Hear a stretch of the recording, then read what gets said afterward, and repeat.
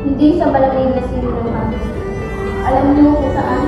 Sa kabundok na labangan at sa nakakadiring amoy ng dumi ng tao. Hindi na nahiya.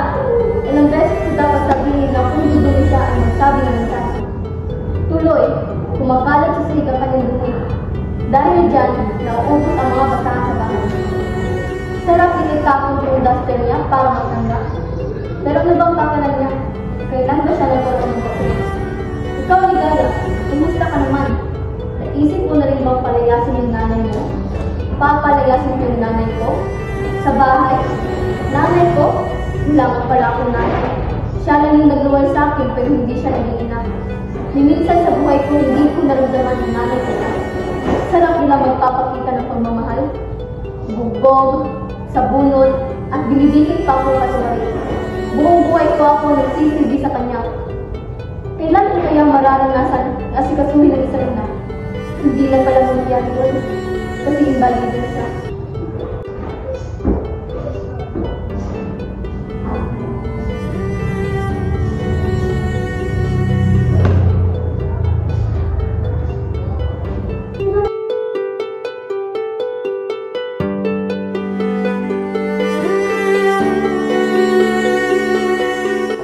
Ano bang klase ng buwan pinasok ko? Walang katadoran ng pala ng mapalitan siyang puro romansa. Live happily after? Naging masaya ba ko ngayon? Naging masaya ba kung inasal kami? Halos hindi ko na malala kailan ako lumiti. Hindi pinipilit. Bawat segundo, kabigatan sa pinong alagaan. Ang pulong ito, di ko pa nakakalimutan. Regalo ko sa kanya. Yung karaan niya nakarawan. Masayang-masaya ko dahil alam kong bagay ko sa kanya. Natunaw aking pagdududa sa kanyang naman silay ko hindi sa kanyang labi. So muna ko siya nakita, sinabihan ko siya isot na sa kanyang trunk atayo. Pero nung sinuot niya, iba ang kapiling niya. Buwa siya bumog sa mga hindi kinitila masira ang kanyang pagdudong katay. Naghintay ako. Nilit ko ang utak ko na magduda, pero ang puso ko para sa sabong na sagani. Ligaya, parati ko marinig ang iyong mga higpit at mga sigaw.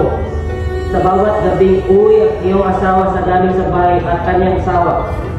Hindi ka ba nagsawa? Ayaw mo bang umaya? Gusto ko na umaya. Pero hindi ko kaya din. Mahal ko siya. Hindi pala ako sapat dahil ipinalit niya ako sa 10 babae. Sino na kaya haliparot ang nag-iwan nito? Siguro yung tindera ng pito-pito, yung kahiran ng kabilang kanto, hindi pa ba ako sapat?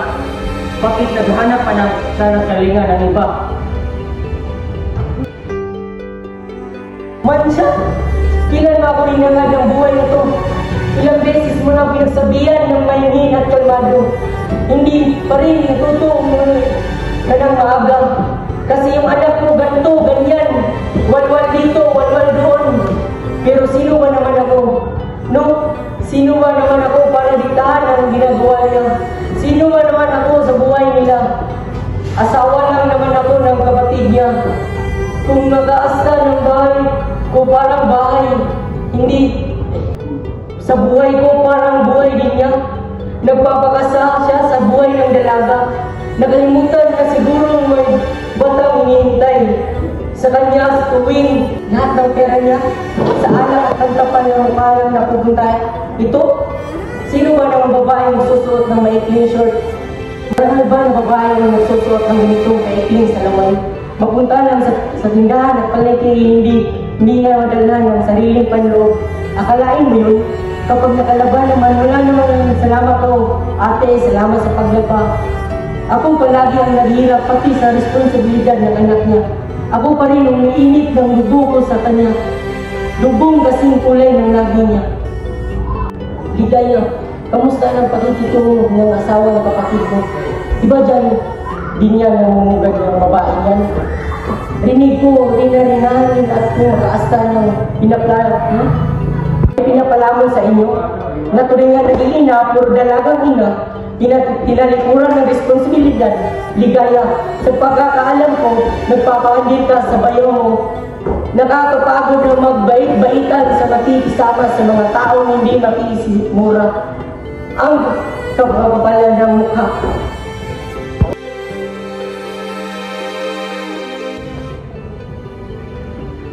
Hindi na ko na mag-ina. Akala mo, naibigay mo na lahat ng gusto mo dapat na malaman at malaki siya ng mabuting bata. Nagtutulungan kasi nga gawain bahay. Pero kahit huwain naman ang bata niyo, o na-product sa kanya, then magaling siya sa eskwela, nanalo siya sa mga contest, at magaling siya sa mga bagay. Siya ang magandang nangyari sa buhay ko. Ay, gaya! Kumusta na pag-anak mo? Talaga ba siya nagaya ng inaasahan mo? Magandang bata. Kaya lang, bakit nagpadisgrasya? Akala ko ba makalino ang anak mo?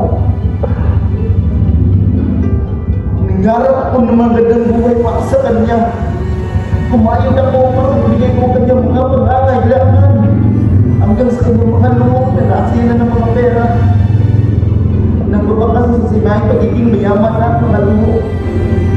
Pinabayaan ko siya dahil yung minasok ang pagkataon ng aking anak, pati na rin ang kanyang mga pangarap. Ako'y nagkulang.